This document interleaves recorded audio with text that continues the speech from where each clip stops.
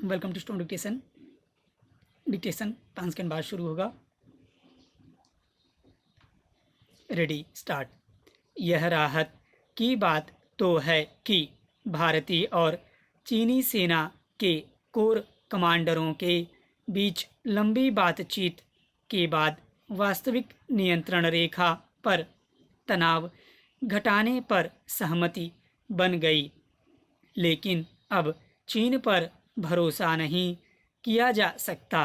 ध्यान रहे, इसी तरह की सहमति 6 जून को भी बनी थी, लेकिन सबको पता है कि 15 जून को चीनी सेना ने गलवान घाटी में किस तरह धोखे से हमारे सैनिकों को निशाना बनाया।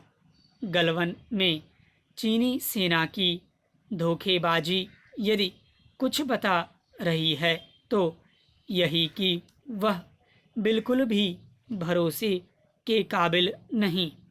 धोखा देना और फिर शांति सहयोग की फर्जी बातें करना उसका स्वभाव बन गया है।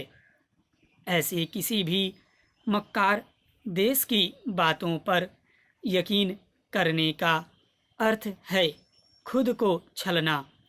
चीन केवल भारत के मामलों में ही समझौता और आपसी समझबूझ को धता बताने में माहिर नहीं है, वह दुनिया भर में मनमानी करने के लिए कुख्यात है। धोखा देना और फिर दादागिरी करना चीनी सत्ता की असल पहचान है।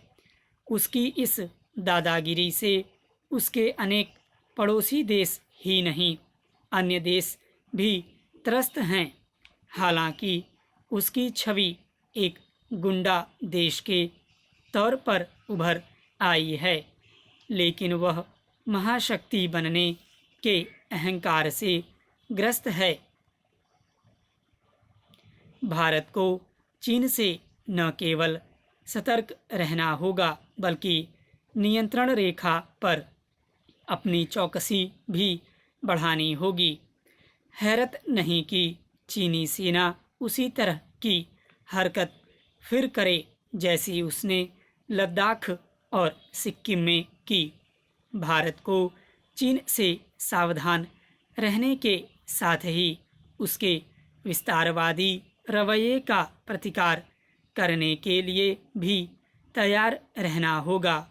चीन के प्रतिकार का सबसे सही तरीका यही है कि भारत खुद को आर्थिक रूप से सबल बनाए। आत्मनिर्भर भारत अभियान को वास्तव में जमीन पर उतारने का काम और तेज किया जाना चाहिए।